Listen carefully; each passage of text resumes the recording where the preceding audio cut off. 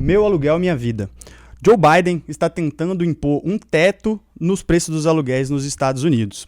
E aqui no Brasil, a gente está vendo o PT fazendo uma birra contra a privatização da nossa querida Sabesp. Eu sou o Guilherme Godoy e hoje estou ao lado aqui dos meus dois colegas que vou apresentá-los neste exato momento. Os dois colegas mais bonitos da UVP Capital, José Henrique Jager. Eu mesmo, cara, agora eu não vou mais poder falar, mas assim, hoje eu estou aqui num programa extremamente difícil, trabalhando com os dois homens aqui mais bonitos por meio de uma democracia mais bonita dessa empresa. Então, podem ter certeza que não tô falando bobeira. Pra vocês verem o nível que a gente tá. Do outro lado, nosso Douglas DiCaprio. Não, bom dia a todos. Depois de um elogio desse, não tem como, né? Tem que ficar feliz, né? Porque do Godoy e do Zé, que eu sei que vocês também falam que é muito bonito, então acho que a gente... Então, elogio desse é 10 demais. Depois dessa babação de ovo aqui, vamos lá para os índices, né, que a gente é um programa tradicional. Douglas, dá uma pincelada nos índices aí pra gente de forma bem rápida, por favor, que eles vão estar na descrição do vídeo. Então vamos lá começar pelos índices. A gente tem lá nos Estados Unidos o Dow Jones caindo 0,11%, o S&P 500 subindo 0,15% e o Nasdaq Futuro 0,37%. Na parte da Ásia Pacífica, a gente tem uma distribuição ali entre subida e também caída de alguns indicadores. A gente tem ali a Bolsa da China subindo 0,48% e também a Nikkei de Japão menos 2,36%. E a Bolsa de Hong Kong subindo 0,22%. Na parte da Europa, a gente tem todos os índices positivos. E subindo ali, de maior expressão, a gente tem o Reino Unido subindo 0,59% e também a Bolsa da França subindo 0,49%. Na parte de commodities, a gente tem o petróleo WTI subindo 0,01%. Na verdade, é em linha, né? Nem está subindo tanto assim, tá só uma tendência positiva em 82,86 o barril. E o petróleo Brent, que é o de nosso de referência, caindo 0,13%. Caindo novamente consecutivo desde ontem também, então tendência de queda, chegando a 84,96 o barril. E o nosso minério de ferro também está em queda de 0,92, chegando a 111,79 dólares. Na parte do Bitcoin, a gente tem uma tendência positiva, subindo 0,29, chegando a 64,854 dólares, $1.000, o nosso querido Bitcoin. Perfeito. E passando aqui para as notícias internacionais, a gente já consegue visualizar uma medida não tão liberal assim do nosso querido Joe Biden, né, tentando frear um pouco essa especulação imobiliária que acontece nos aluguéis dos Estados Unidos, querendo propor um teto para o preço desses tipos de contrato, né, Douglas? É bem interessante essa notícia do Biden, porque a gente vê que é um capitalismo não está muito liberal clássico, né, dos Estados Unidos, que basicamente tá aumentando os impostos de importação também das montadoras chinesas, outros negócios também. Mas assim, esse problema não é só lá dos Estados Unidos, também ele é de outros países também, principalmente em cidades que são metrópoles. Então em São Paulo a gente tem a elevação também do aluguel acima até da renda média do brasileiro. E na notícia traz que isso tanto aumenta 1,5% mais rápido, como também em percentual. Então aqui na notícia a gente tem que os aluguéis subiram 30,4% em relação aos salários de 2019 a 2023, que só subiram 20,2%. Isso é bem ruim porque quando você desestimula o setor, porque basicamente se você trava um preço e não deixa ele oscilar naturalmente, os próprios ofertantes, que no caso seriam os empresários, os empreendedores, não vão investir com uma certa incentivo para esse setor. Então basicamente você vai perder ali a oferta também. Então, você não vai ter investimentos, né? O grande problema de congelar preço é que isso, às vezes, no curto prazo, é bom para quem demanda as ofertas, né? Mas para quem está ofertando, não incentiva nenhum o setor. Então, isso também acaba tendo desabastecimento não só desses investimentos do ramo imobiliário, como também, se a gente pegar na Argentina também, teve queda em abastecimento de alimento. Então, nunca é bom a gente ter medidas estatais para modificar preços artificialmente. Exatamente. A gente, às vezes, pensa que está sendo controlado ali um artifício da inflação, mas na verdade isso está acontecendo o oposto, né? Ele só maqueia ali aqueles preços, né? E a gente vê ele, como o Douglas falou, esse desincentivo acontece principalmente porque os imóveis deixam de ser atrativos para serem reformados. Então, assim, os imóveis também começam a perder a sua qualidade. E aí, isso para frente, né, os preços ficam congelados e ali a gente começa a ver uma perda de eficiência nesses contratos mesmo na parte imobiliária, na parte também das empresas, que também são locatárias de alguns imóveis, né? E falando no Joe Biden, né, ele foi diagnosticado aí com Covid, logo depois de dizer que ele só sairia da corrida presidencial se tivesse algum problema de saúde. O que vocês acham disso aí, hein? É muito interessante que é um pouco até, a gente pode dizer, irônico. O Joe Biden, logo após ter essa fala aí polêmica, que só não iria concorrer à reeleição caso estivesse com complicações na sua saúde. O que talvez, não estou dizendo que pode ser um lobby perante seu partido para que ele não concorra novamente aí para deixar assim, se ele já tem uma perspectiva que acha que vai perder, talvez para ele não concorrer e não ter essa, não seja uma vergonha, mas ter essa derrota. Então, é muito interessante mesmo. E sobre o lobby também a gente vai explicar mais na frente o que é, tá? Vou dar um spoiler para vocês aí, podem ficar bem tranquilos. Boa. E agora vindo para a parte das notícias nacionais, tá? A gente viu aí que os ativos que mais foram emitidos neste ano são os ativos de renda fixa, chegando a 90% das emissões no mercado de capitais brasileiro, né? Não, bem interessante essa notícia, porque aqui da UVP a gente viu que tinha taxas muito interessantes, né, de renda fixa, não só dos títulos públicos, como privado também. Quando eu falo privado, estão pegando ali de CRI, CRAF, DIX também. Então, debêntures também, que são dívidas corporativas de empresa. Então, assim, isso é bom para os investidores, mas também isso é ruim para aqueles que estão mais querendo ir para renda variável, né? Porque você desincentiva você investir em renda variável, só que esse é um pêndulo, né? Porque se a renda fixa tá mais atrativa, quer dizer que o valuation também das empresas na renda variável também tá bem atrativo no sentido assim, tá mais descontado. Então, é bem interessante essa notícia que veio da Ambima. Então, de nove produtos que foram distribuídos, 10 era de renda fixa. Então isso já mostra o quanto o nosso país também é rentista, vamos dizer. Também, né? Exatamente. Então a gente viu aí que está muito desafiador para as empresas. Então a gente teve poucos IPOs, poucas emissões desse tipo, enquanto a renda fixa está cada vez mais atrativa, né?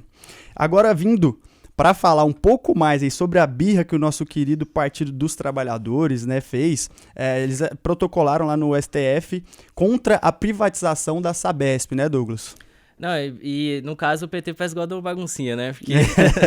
Porque, de fato, ali na notícia fala que o preço mínimo ali foi de 67 por ação. Mas a gente sabe que a Sabesp historicamente nunca negociou nesse preço, porque ela só teve elevação justamente por conta daqueles comentários. Porque tinha um comentário assim, poxa, vai privatizar, então vai ser uma empresa com uma nova gestão, vai ter uma empresa com balanço mais reduzido, porque tem investimentos que às vezes é mais para, que às vezes não é tão rentável. Então o PT ele entra muito nessa parte mesmo, e isso é ruim porque de certa forma isso traz uma insegurança jurídica. Então, às vezes o investidor vem para o Brasil e fala, poxa, a gente já tem instabilidade econômica, política e agora também jurídica, então isso acaba que não traz os investimentos que a gente tanto precisa. Porque a gente fala sobre a Sabesp, a gente está falando de setor de saneamento, a gente tem uma carência muito grande de investimento nesses setores. A gente fala muito de tecnologia, mas nosso país também carece bastante de setores básicos, né, da economia. Infraestrutura. Então isso é bem assim, é interessante a notícia, mas de fato parece mostrar que o PT não está tão pró-mercado, não está visualizando o quanto uma privatização pode de fato ser positiva para o país. Perfeito. Agora vamos falar sobre um setor que é um dos setores mais complicados, digamos assim, da nossa economia, que é o setor do varejo. O setor do varejo vem negociando aí 56 bilhões em dívidas. O que você tem para trazer sobre isso, José? Com certeza é algo extremamente preocupante para quem é um entusiasta desse setor aí. Por quê? Cara, assim, hoje 56 bilhões em dívidas representam 30% de todo o crédito que foi concedido a esse setor. Então, devido à fraca demanda em compras desse setor aí no varejo e também as taxas de juros altas aí, que já vem um tempo, faz mais de anos aí que a nossa taxa está em mais de 10%, o varejo está com dificuldade em novas linhas de crédito e também está com dificuldade em pagar a que eles já possuem. A gente vê que 30% não é um número nada irrelevante. Então, assim, grandes empresas que eu vou citar agora algumas, como por exemplo, as empresas Polishop, Artex, Casas Moisés, todas essas aí, desde janeiro, elas já estão fazendo um pedido aí para que o pagamento seja adiantado um pouco, para que elas consigam talvez se reestruturar, fora que teve um aumento de 72% no volume de recuperações de março e maio referente ao ano passado, ou seja, do ano passado para cá, nesse mesmo período, houve um aumento de 72% para 189 casos versus o ano anterior, que não teve esse número tão pujante assim. Então é algo extremamente preocupante, é algo que a gente bate muito na tecla aqui na UVP, porque a gente tem uma restrição muito forte contra o varejo, porque é um pouco... não dá pra gente saber mesmo o que vai acontecer. Às vezes, por exemplo, tem o caso das Americanas aí, que é um caso que já é clássico, que muitas pessoas achavam que a empresa estava em uma boa gestão, estava com uma boa saúde financeira e no final tá aí com recuperação judicial, tá numa quebradeira aí, que a gente jamais viu. Outra coisa importante também são as margens vinculadas a esse setor. Esse setor trabalha com margens extremamente baixas, o que pode ser bom e ruim, mas principalmente ruim por conta que quando o setor tem margens baixas, às vezes as margens desse setor são até negativas. E a parte boa de ter margens baixas é que dificulta a entrada de novos players no mercado para oferecer uma concorrência que seja preocupante para as empresas que já estão presentes aí há muito tempo. O Douglas conversa muito comigo sobre isso aqui na UVP e a gente entra em algumas discussões sobre o que pode acontecer em cenários futuros referentes a esse setor aí. Não, e tem um gancho bem legal dessa notícia, porque quando fala negociar, quer dizer que ela tem condições de pagar, mas não agora com os critérios atuais, né? Só que quando você negocia, já quer dizer que você já está buscando, basicamente, ter um certo oportunidade de você melhorar seu caixa.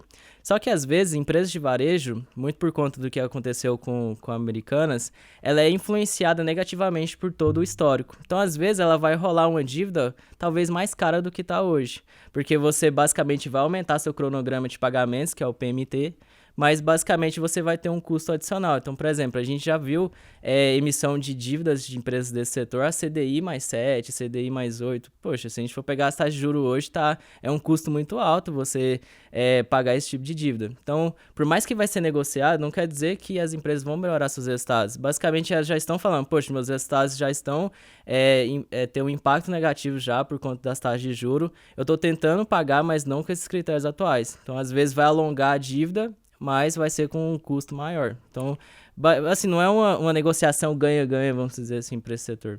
Exatamente. Então, margens apertadas, custos elevados de dívida, realmente ali um consumo desincentivado pelas taxas de juros também, né? Então, realmente é bem complicado para o nosso setor de varejo.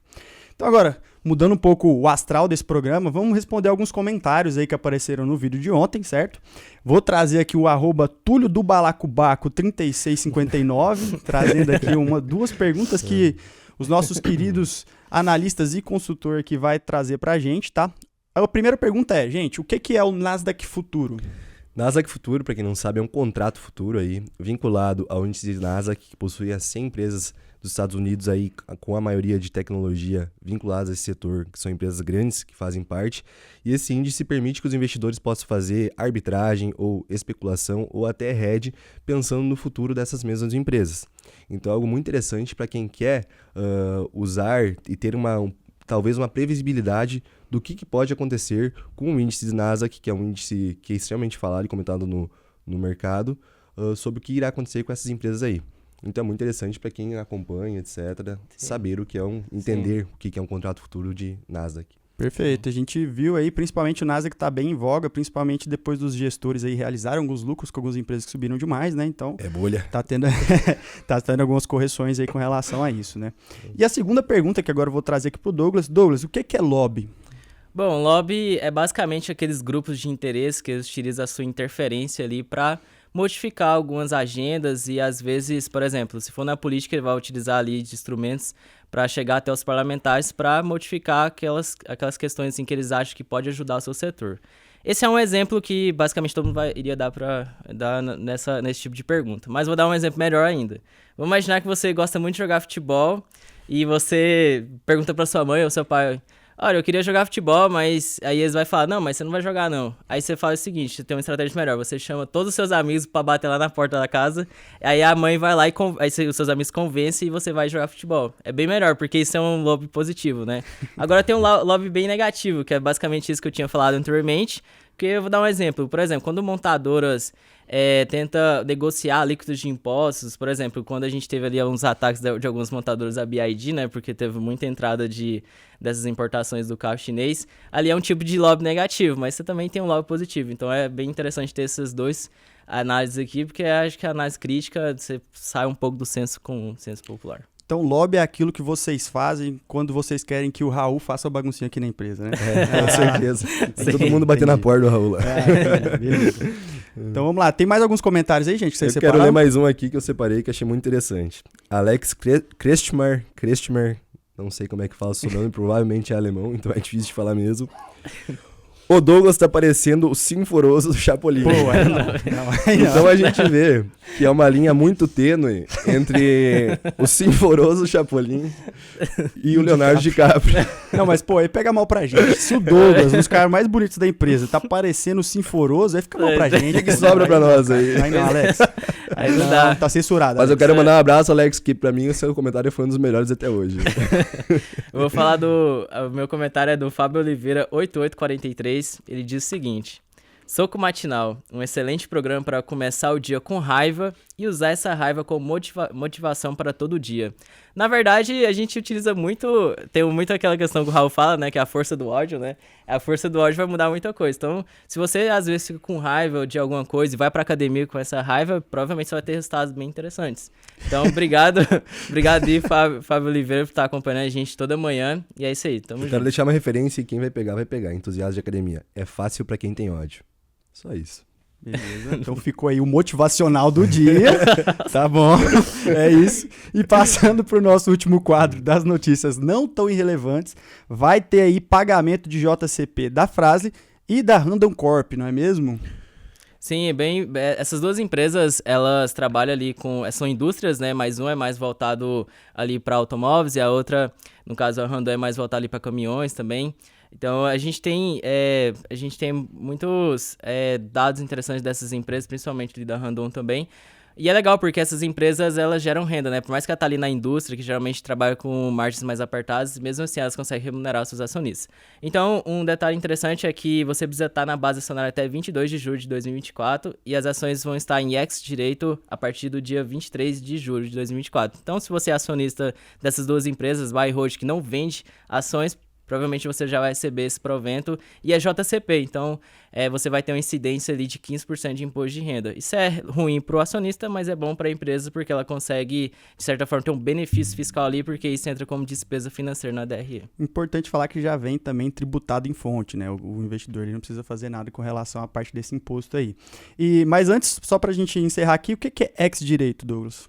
Ex-direito é basicamente quando você perde o seu direito de receber algum provento. Então, ex-dividendos também, as pessoas falam isso muito. Então, basicamente, você tem que estar posicionado até uma data. Então, por exemplo, imaginar que o dividendo é até 10 de agosto. Então, você pode ficar até 10 de agosto, mas a partir dessa data, você não tem mais esse direito como acionista. Então, seria basicamente o tempo para você permanecer no ativo para receber o provento. Perfeito. O dia de hoje foi cheio de grandes informações aqui.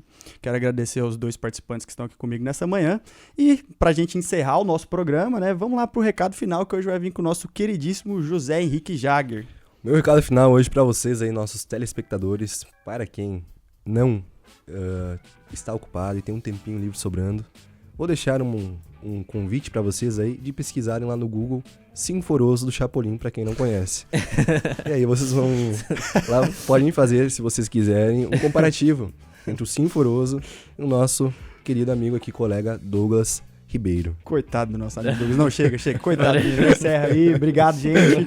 Ficamos por aqui.